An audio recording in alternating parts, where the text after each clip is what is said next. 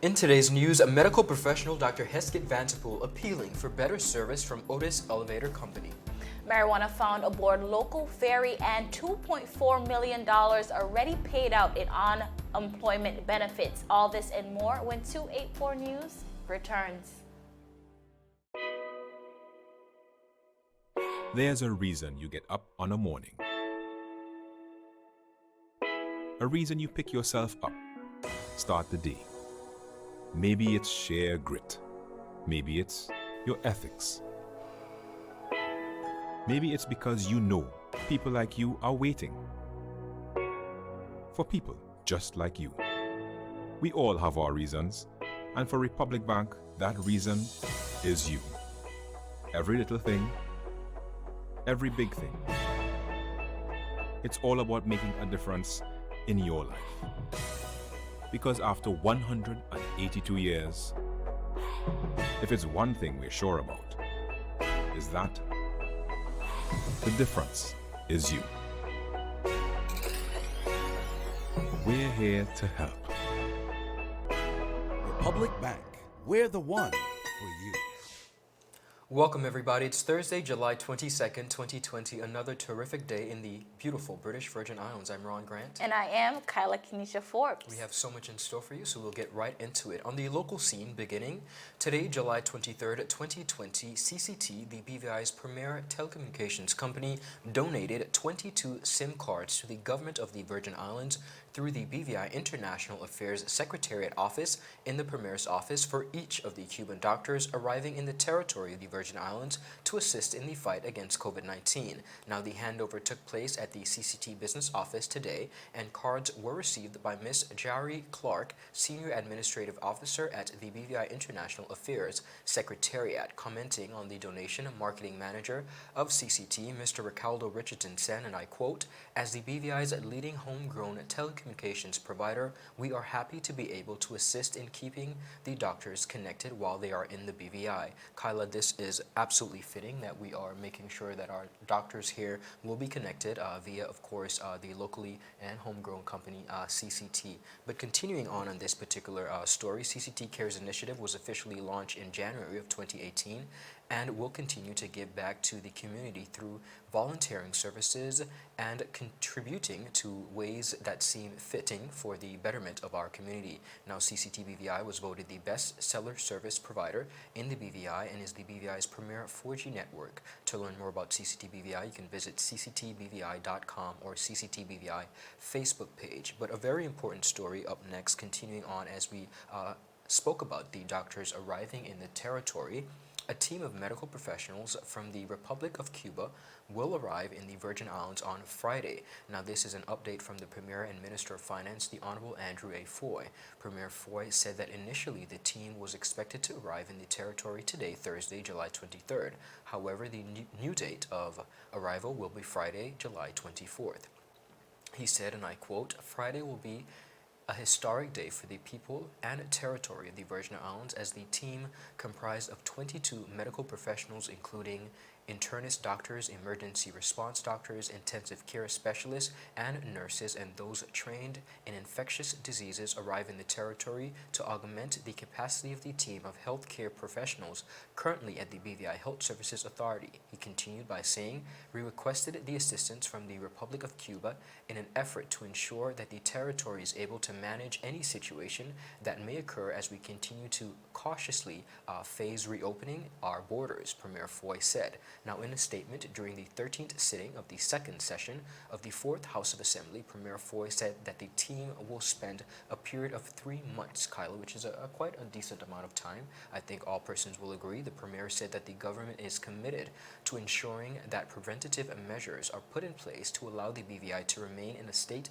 of preparedness and mitigation. He said, and I quote, "We anticipate that this effort will assist the territory in opening up with a greater sense of confidence in that fact that adequate specialized treatment capacity will now be available in the territory." Premier Foy added that the Virgin Islands has a long history of sending persons with serious medical conditions overseas for treatment. He further stated that in the COVID-19 era, we must rethink the added risk the BVI patients as they travel abroad for treatment to places where the spread of the disease is on the rise. Now, the Republic of Cuba has a very long history of supporting other countries in dealing with infectious diseases and similar pandemics. The premier expressed his gratitude that the territory's request was honored by Cuba in a spirit of humanitarianism and solidarity with the people of the Virgin Islands. Now, the medical team of professionals will be quarantined for 14 days upon arrival tomorrow to the Virgin Islands in line with the protocol for persons entering the territory of the Virgin Islands. The Virgin Islands is currently in phase 1 of the controlled border reopening. The timing of the arrival of the medical professionals is pertinent to the reopening of the borders and non-essential in the future. Kyla, it's been a long time coming. We've heard of the Cuban doctors coming since April, I believe. Yeah. And we're happy to see that they are finally here. And in addition to that, we're happy that our home team, CCT, was able to contribute to their telecommunications needs. Definitely. As you said, long time coming, and we're definitely happy to see this coming to fruition. Yes. And now, as the premier is saying, basically equipping our health team with the needed now hands to deal with any further. So we're hoping to hear some more about the reopening of the BVI and what that may be look like. But also, as you said, CCT for making sure that although these professionals are here to help and to work, that they are equipped with necessary communication. Now, as we move on, now yesterday, Wednesday the 22nd of July 2020, a captain and his crew of a local ferry company were taken into custody after officers of the Department of Customs allegedly discovered marijuana aboard the vessel. Reports stated that the recovery was made while the vessel was stationed at the Roadtown Ferry Terminal. The 6 individuals were subsequently taken into custody by the Royal Virgin Islands Police Force. In an invited statement, the Royal Virgin Islands Police Force confirmed the arrest. The spokeswoman said, and I quote, "I can confirm the arrest of the captain and crew of a local ferry company this afternoon," which was yesterday, July 22nd, after a quantity of cannabis was found on board by custom officers. The investigation is ongoing. End quote. Now, the Royal Virgin Islands Police Force confirmed that all individuals have been discharged pending further investigation, Ron. And in addition to that, Kyla, they were yet to confirm, they were unable to confirm, rather, the exact vessel that was caught with the drugs, correct? Yes. All right, cool. Up next in our newscast, Dr. Heskith Vanterpool appeals for better services from OTIS and $2.4 million paid out in unemployment benefits thus far. So much more. You're watching 284 News. All this and more after a word from our sponsors. Is business slow? Cash flow down? Hosting an upcoming event? We can help. Advertise with 284 Media and take your business or event to the next level by enhancing your present marketing and messaging strategies. Allow our team of experts to create a personalized ad that sets your business apart from all the rest. This could be your business or event. So, what are you waiting for? Contact our marketing team at 284media at cctbvi.com. Advertising with us works. Viewers, welcome back. Now on to a very important story. Local medical professional in the Virgin Islands and director of Eureka Medical and Bougainvillea Clinic, Dr. Heskith Vanterpool, is making an appeal to elevator company OTIS, which is responsible for elevator services for many buildings here in the British Virgin Islands, including his clinic, which has 1 elevator, along with the Dr. D. Orlando Smith Hospital, which has 6. Now, for some time now, Dr. Vanterpool says the services and lack of urgency for prompt response from the elevator company OTIS has been very unsettling and is appealing for them to improve their services as well as appoint an on-site technician to deal with emergency matters. Now, Dr. Vanterpool reached out to our newsroom to share his story. Take a look. Good morning, Ron. I am Dr. Heskith Vanterpool, the medical director of Bougainvillea Clinic, which is a small private hospital here in the British Virgin Islands. I called you because I want to bring to the attention of the public in the BVI and in some way bring a little bit of pressure to bear on the OTIS elevator company. to give us a better service of these elevators here in the British Virgin Islands. We have two hospitals here in the BVI. Peebles Hospital has multiple elevators from the OTIS elevator company. Here we have one major elevator here in Bougainvillea Clinic, and in other buildings that I'm associated with, there are other OTIS elevators. For quite some time, I have been not happy with the responsiveness of the OTIS elevator company when there's a service call. Today is one example of that. There was a power outage. My hospital generator came on, and the elevator lights here in the hospital came back on, but the elevator is not moving. Fortunately, no one was stuck in it, and fortunately, right now I don't have a major demand to use the elevator to move between floors, so we just use stairs as necessary. However, in trying to call the OTIS company, we get no response from a direct call to the gentleman that services this area. And when we try to call the head office for this area in Puerto Rico, we don't get any response. We get an answering machine. It tells us send a text message or send an email. We send an email. There is somebody responding to us and giving us a story as to why they can't come over to service elevators here in the BVI. But nobody has had the decency to pick up the telephone and call us and ask, what is the real problem? How can we help? Now we have the problem here is that we seem to be dealing with the OTIS main office in Puerto Rico. They have a service technician in St. Thomas who comes over periodically. And at this time, of course, they're not able to come, or even though there are several elevators in the BVI that are needing service. They sent a message a while ago saying it's difficult because they want to come to the BVI, they need to get a COVID test. They don't seem to be able to get the test right now to be able to come. But I'm not even worried about them coming. I would like somebody to answer my telephone call or get on the telephone after they receive the email, which clearly they received the email, they responded, but they need to call and give me some idea what to do. They need, in my opinion, we have long passed the point where the elevators in the BVI need to be serviced by somebody on another island. We have enough elevators in the BVI to at least have a point person located in the BVI that can respond quickly to a call, and then, if necessary, have a hotline to the people in over there.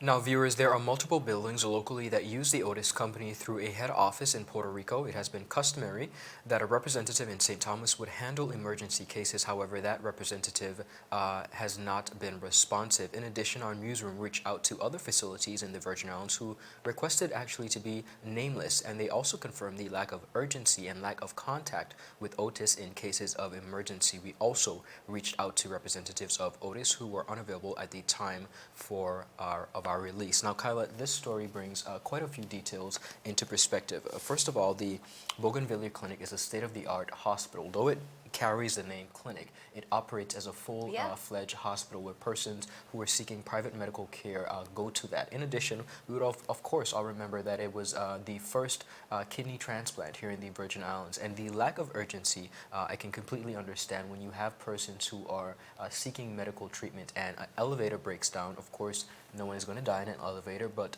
there's panic, there's frustration, especially in cases of emergency, and you need to have someone on hand to deal with those matters. And it's quite, I think, disheartening when you look at persons doing business of such of that magnitude when you're having a problem and you really can't get any assistance. But in hindsight, I think it also gives us here in the Virgin Islands a very good opportunity for local persons who are in that business or interested in getting into that business to create a niche here where persons can have on-site elevator services. And I think it's quite important. It's a local opportunity, and at the end of the day, it's an urgent need for care. It is definitely an urgent need.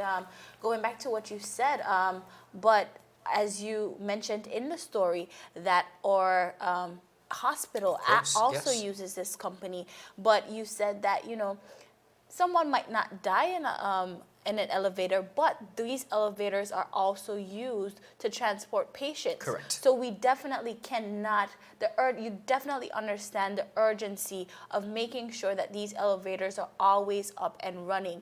And I like the point that you made of, now this is a local opportunity. It is. We see where it is needed, and we would hope that someone would definitely rise to the occasion. Agreed. Most definitely. Now, as we move on, Minister of Natural Resources, Labor and Immigration, Honorable Vincent Wheatley, gave an update of the current status of the underemployment benefits program in the territory. Honorable Wheatley revealed that 7,650 claims were filed with the Social Security Board to date.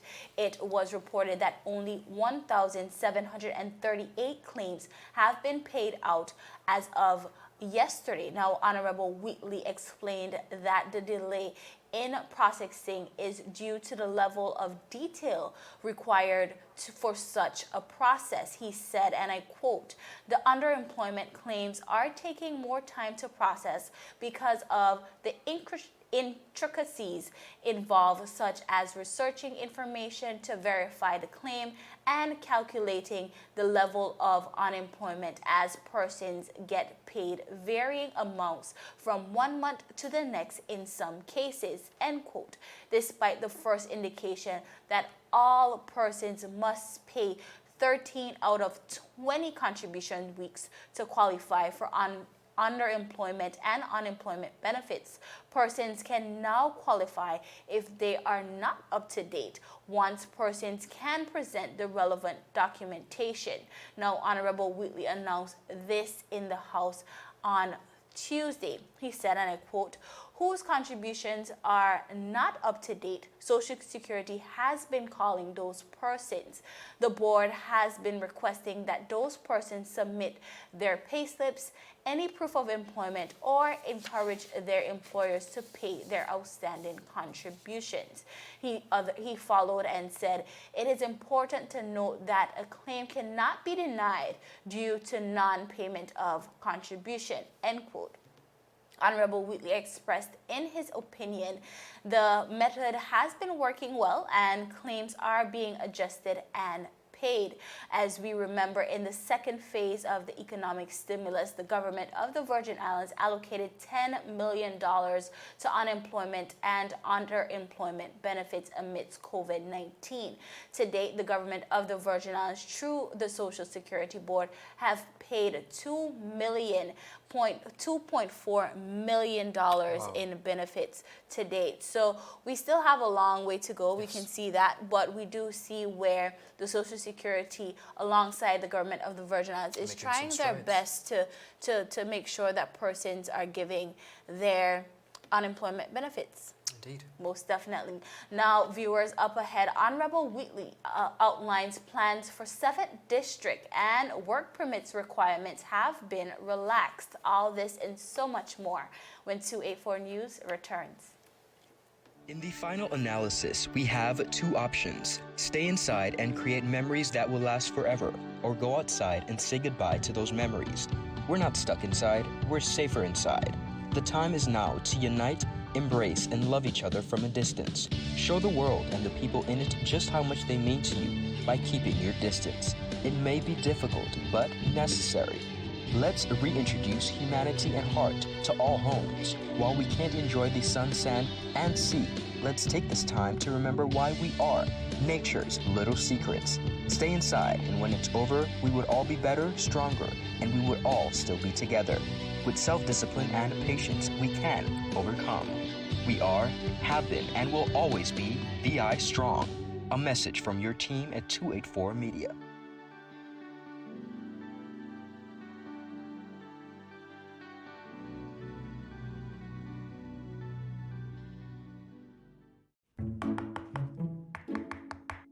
I love you, Penny. Run, Forrest, run!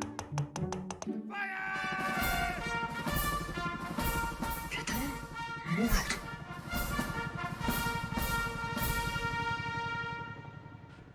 Man, I'm sick of being in this house. I just want to go to the beach, go out, go just one day, and gather, just gather. I'm sick of being in this house. Having withdrawals from being stuck in the house for so long? Are you tired of looking at your old photos and daydreaming about your next vacation? Well, BVI Staycation is back, and there's so much to choose from. For more information on upcoming deals, follow us on Facebook at BVI Staycation. Get ready, BVI, for an adventure in paradise. It's time to vacation where we live.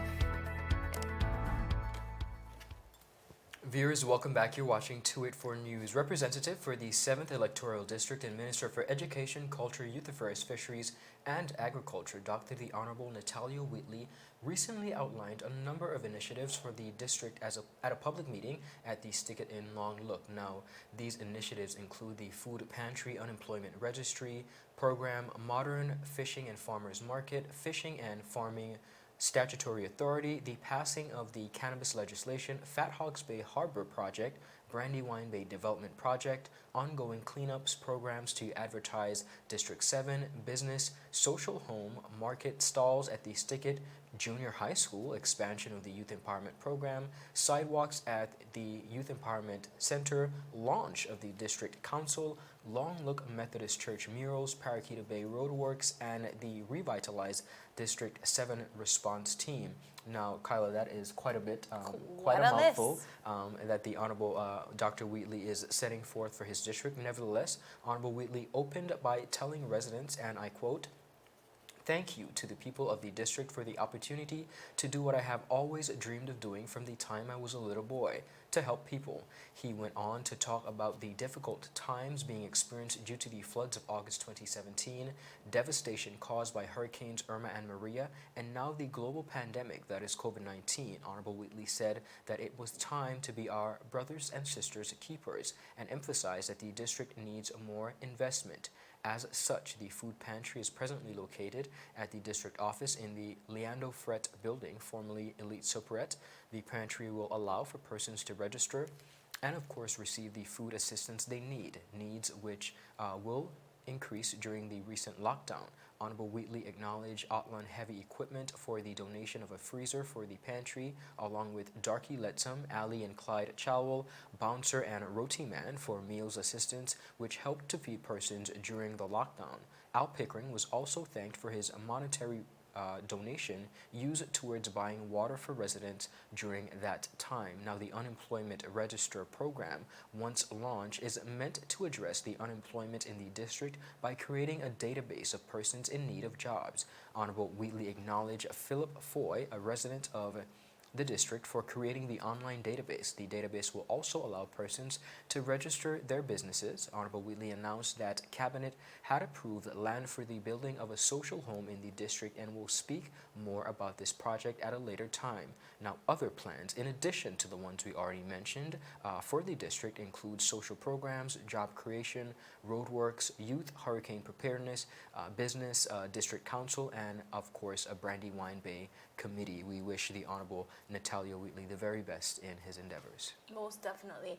Ron, as you said, we see an extensive list the representative have put forth here, and I really hope that with all his vigor that he would try his best to get this done for the people of the 7th District. Within 4 years, my dear. Yeah, because I think that the people of the 7th District have been feeling a bit neglected for years now, and a promise is a promise. And do you say that from personal experience as a resident of the that community? I live on the eastern end of the island.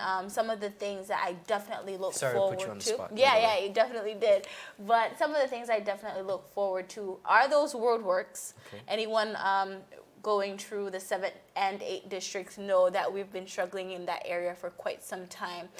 We also earlier this week spoke about the sewage project in the 7th district and the job creation. Definitely looking forward to that because many persons are in need of help in that department. So, hey, Honorable Wheatley, a promise is a promise. So we'll definitely be looking forward to that. Now, as we wrap up our newscast with this last story, of this evening. Now, on July 21st, 2020, Minister of Natural Resources, Labor and Immigration, Honorable Vincent Wheatley, announced in the House of Assembly that businesses that are not in good standing will be allowed to renew work permits under the condition of presenting a payment plan to clear outstanding fees.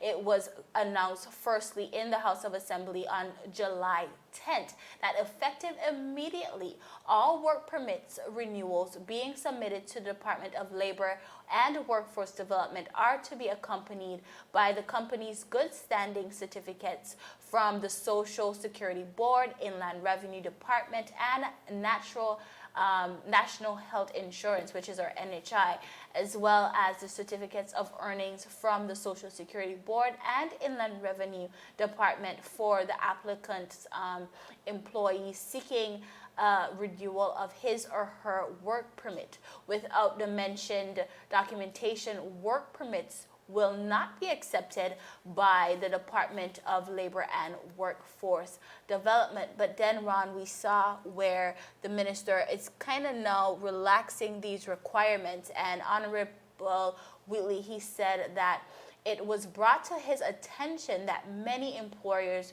who have those large outstanding balances are unable to make one-time payments to qualify for these good standing certificates.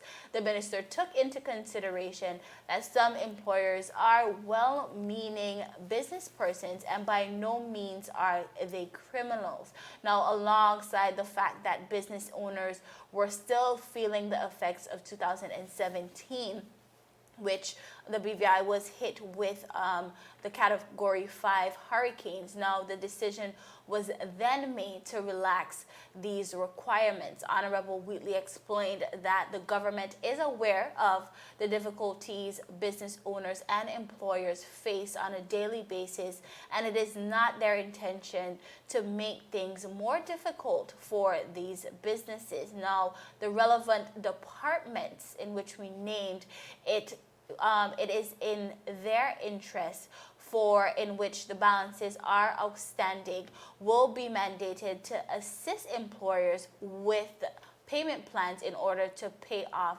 their balances.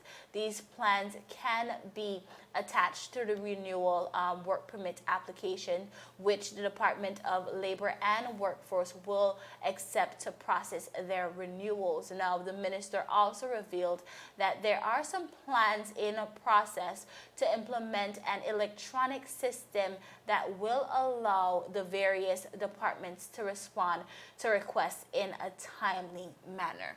All right. I think this is quite an important story, Kyla, as we progress and we see where Minister Wheatley has been, I think, quite understanding as a new minister particularly, but understanding on both fronts. We have persons who are coming from the side of employers and employees, and I think the system he is trying to create and revitalize seemingly helps both persons. So we'll continue to watch this as we go I do think he's a bit understanding on both fronts, and he's definite. Most persons will try to attack business owners and say, hey, do better, but he's definitely trying to come from an understanding point and understanding that, hey, sometimes it's not that you're just trying to break the law or not be in good standing. Sometimes it's a bit more difficult than just that. Understood. Most definitely. Now, viewers, guess what? That is it for today's News Roundup. Be sure to like us on Facebook at 284 Media and 284BVI on Instagram as well as Twitter. Of course, it's always my pleasure. I am Kyla Kenesha Forbes. And I'm Ron Grant. We will see you again tomorrow as we deliver your daily dose of local, regional, and international content. We're 284 News, your source for honest and impartial news. Be sure to check out our website and get your daily update. Happy Thursday, everybody. Have a beautiful one. Bye-bye.